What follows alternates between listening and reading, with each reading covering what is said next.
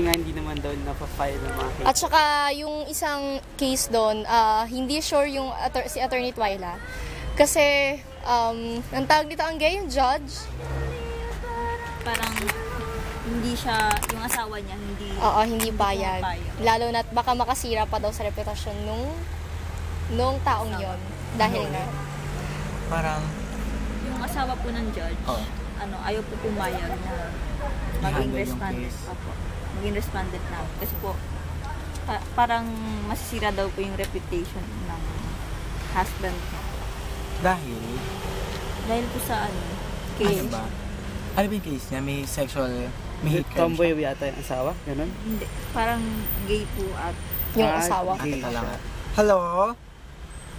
Tambayan. Sino kasama nyo? Tambayan, ma'am. Hindi ka naman kayo nakikita eh. Hindi, record mo na lang.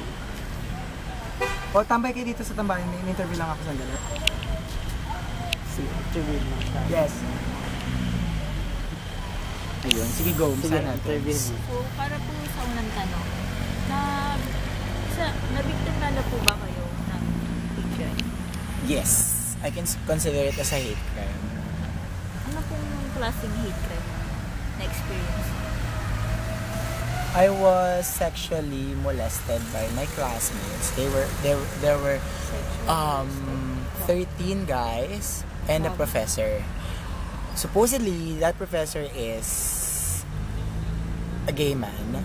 He instigated the abuse. So, it started with a party na inuman, ganyan-ganyan. And then, the prof came. And then, medyo aloof kasi ako dun sa professor kasi talaga mainit dugo niya sa mabeki. Lagi niyang pinagtitripan. So, okay. So, sabi ko, alis na ako. So, parang, pasok siya. Kaya sabi niya, bago daw umuwi, uminom muna daw ako ng 2 shot. And then, yung 2 shot na yun, medyo parang sedated yun eh. Feeling ko talaga. Kasi nanghina talaga ako. And then, binuhat nila ako papunta dun sa isang bodega. They took off my clothes. Then, they started, parang, dinuraan kasi nila ako all over the body. Tapos parang ginawa nilang scrub, keme. Tapos parang, there are 2 guys holding my hand. And then, the professor holding my head. Then, he keeps on, parang, slapping me with a pet bottle. Kasi nga parang, okay, parang manghina ka, ganyan-ganyan. And then there were 2 guys holding my feet. And then suddenly, yung mga other guys, they started coming inside the room kasi masikip nga. So, hindi sila kaya accommodate lahat. And then they found this toy. It's like a Lego thing. Shaped like a penis. Then, they put it inside my asshole. And then they took it off. Kasi may isang tomboy na umawat. Tapos, diba sabi ko sa'yo, totoo yun eh. Malayo pa lang, alam mo na silang lunch. I took up my clothes. Tapos parang, ayun, pinahinto nila. Then, umuwi ako ng bahay wearing a different clothes. Kasi nga, basang-basa na yung damit ko ng laway. Tapos, they threatened me na hindi ako magsusumbong. Suddenly, fortunately, there's a recorded video. But kasi dahil madilim, fortunately, madilim. So, walang makitang images. Pero naririnig lahat ng audio.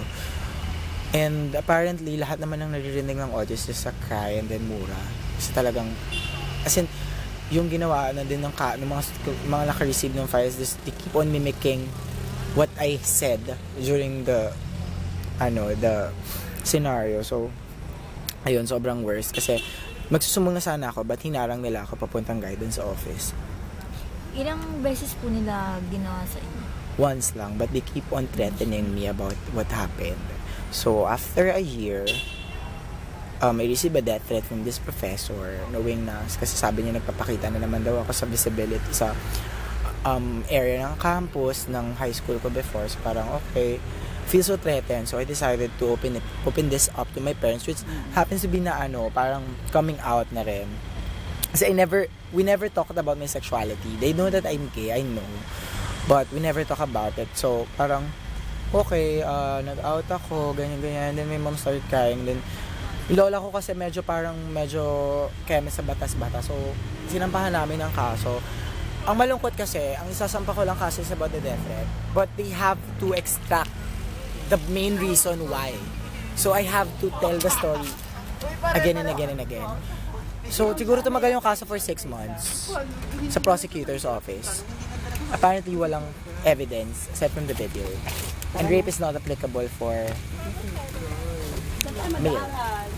So, nawalan ako ng hope na magkakaroon ako ng justice. So, we nag-back out kami sa case. Then, I start to I decided to join Babaylan to be part of the movement na fighting for other people's cases. So, ano po sa tingin niyo yung naging parang nag-push dun sa professor para gawin sa inyo? Kasi hindi talaga ako out. Ginawa nila yon para may evidence na bakla ako. I never outed myself in high school kasi. I'm just in denial. Kasi nga, ganun nga yung treatment. So, I don't blame people who are still in the closet. Kasi, yun yung may experience mo kasi. You really have to be brave to be out. So, yun yung ginawa nilang move para makonvince yung mga taong bakla ako. So, ano bang napala nila, diba? Parang wala.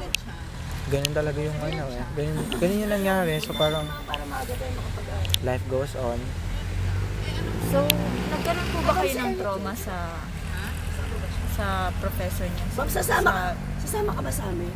Saan? Sandali lang, i-interview ka sa ko, ma'am. Sa Katipunan. Sandali lang. Ano yan? Nagkaroon po ba kayo ng trauma dun sa mga professor na? Sobrang nakaka-trauma kasi siya kasi I keep it to myself for almost a year before I decided to open this up to my parents. They tried to send me to a psychologist but I refused to kasi sabi ko I'm okay, I'm fine. But so far, sabihin ko na move on ako kasi na-empower ako when I joined Babaylan. Sobrang na-empower ako. Laking tulong niya. But every time I saw my classmates, every time I saw my professor, kunyari sa mga mall, it seems like it happened yesterday. Yung nanginginig pa rin ako. Nagtitremble ako. I don't know why. Pero siguro part of it. Pero ngayon, so hanggat hindi ko sila nakikita, nasasabi kong okay ako. Pero there is this part pa rin of my parang personality na I'm still threatened dun sa nangyari. So, ano po yung naging impact ng nangyari sa inyo? Emotionally, I'm really, really depressed. Kasi yun yung mga time during malapit mag-graduation yun sa practice na ng March. Hindi ako pumapasok. I feel like I don't belong.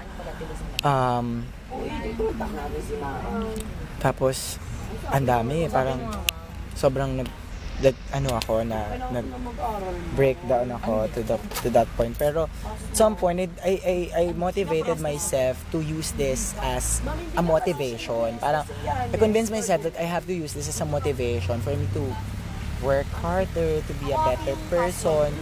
Parang to achieve my goals. So, parang one day, parang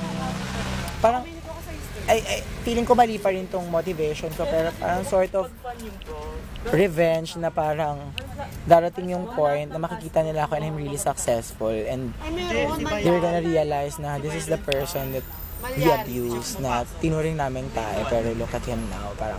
Parang ganon. So parang nireverse ko lang yung kasi parang I realized that these people are trying to bring me down. Why would I allow them to succeed?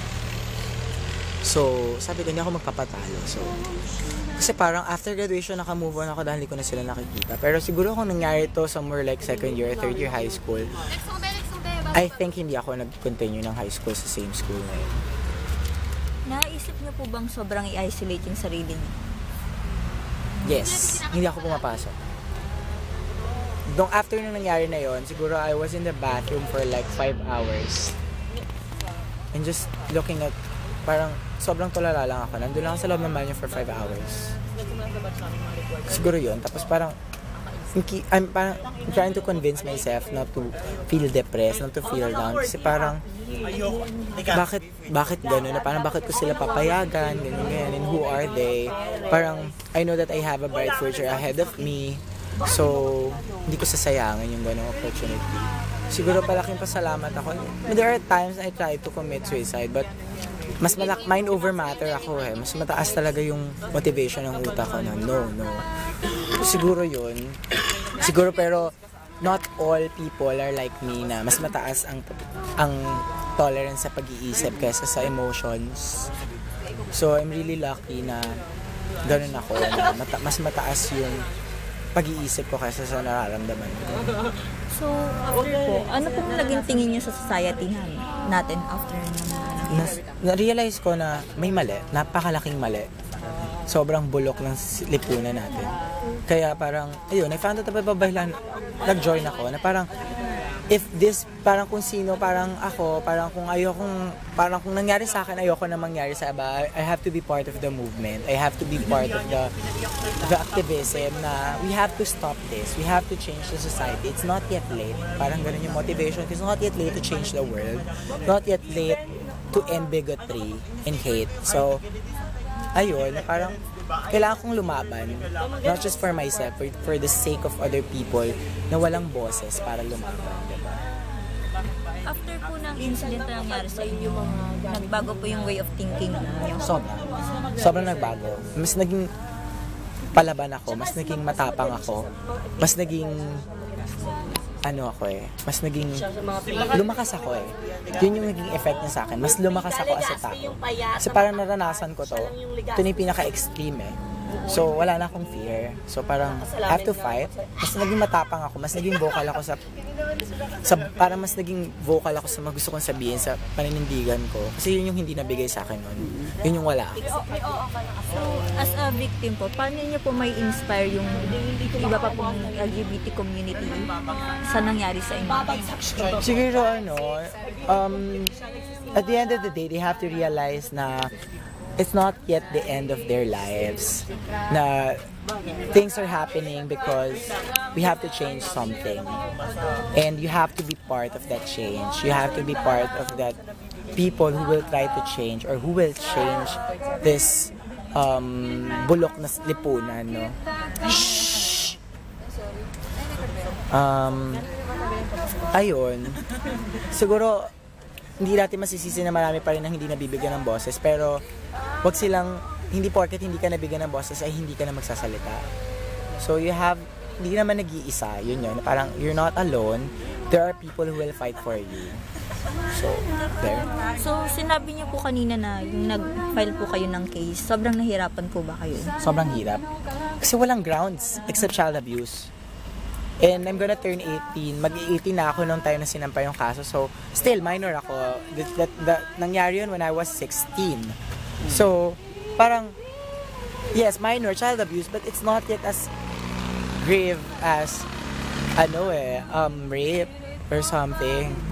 Parang iba pa rin yung pagtingin ng mga nag-handle ng case na bakla ka kasi, parang gano'n. Na parang kasalanan mo yan, parang yung isang ni-rape, na parang isang argument na sinasabi na rape yung isang babae kasi pinrubok ng lalaki. That's so stupid. Parang ganun yung gusto nila sabihin. Nangyari sila kasi bakla ka kasi gusto nyo naman. Parang ganun yung na-feel ko. So parang, putang ina, tama na to. Kasi, torture siya, not just for me, but also for my mom. Kasi every time na nag-hear kami ng case, I have to tell the story from the start. I have to keep on telling the story. So syempre, yung mom ko, hindi pa rin siya makapaniwala, parang na nangyari to sa akin. So parang ako, I have to stop this, not just for myself, but for the people around me. Parang, this is so selfish. Parang gano'n. So, agree po ba kayo na yung pagkakaroon ng LGBT desk para sa... Totally agree with that. Kasi mas magkakaroon ng special, hindi naman natin dinedemand yung special treatment, no? Pero at this point kasi, kailangan yung pagtrato sa kaso ay very sensitive, very different from how they handle other cases. Kasi this is something new to our society. This is parang isang crime na hindi nabibigyan ng hustisya. So, kailangan nila maging sensitive and maging very, very parang careful with handling the case. So, ayun. So, naniniwala ba kayo na through education po, na dapat bata pa lang, sinasabihan na po yung mga bata na respect? We believe that through education, we can eliminate discrimination in any form of hate. And this is not just education. There are people who are educated but still nandidiscriminate sila because they are mal-educated. We need proper education. We need to educate people rightly. So, yun yung talagang dapat nating gawin. Yun yung kailangan nating gawin para matanggal yung diskriminasyon at hate na nag-i-exist ngayon. So, after po ng mga nangyari sa inyo, paano po move on ikaw po tsaka yung family niyo? Siguro we just keep on convincing ourselves na life goes on. I'm in UP now and I know I have a bright future ahead of me. You have to forget kasi hindi tayo makaka-move on kung pares natin iisipin. Mind over matter lang talaga. So it's in the mind. Yes, it's easy to forgive but never to forget. Tama yun. Patawad ko sila at some point pero hindi mo pwede kasi matanggal yung ganun, no? So parang siguro medyo na-lessen na yung hurt, ganyan. Pero at the end, mind over matter, yun talaga yung gusto kong sabihin sa lahat ng biktima ng hate crime. Mind over matter, huwag kang magpaka-hina. Lumaban ka. Paano po kayo nakapag-cope up sa mga nangyari?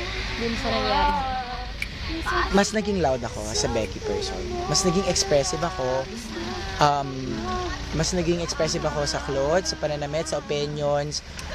In-explore ko lahat. In-explore ko lahat ng dapat na parang naranasan ko lahat, in-explore ko lahat ng typical Becky life. But I have no regrets and I love it. Yun lang. Thank you so much.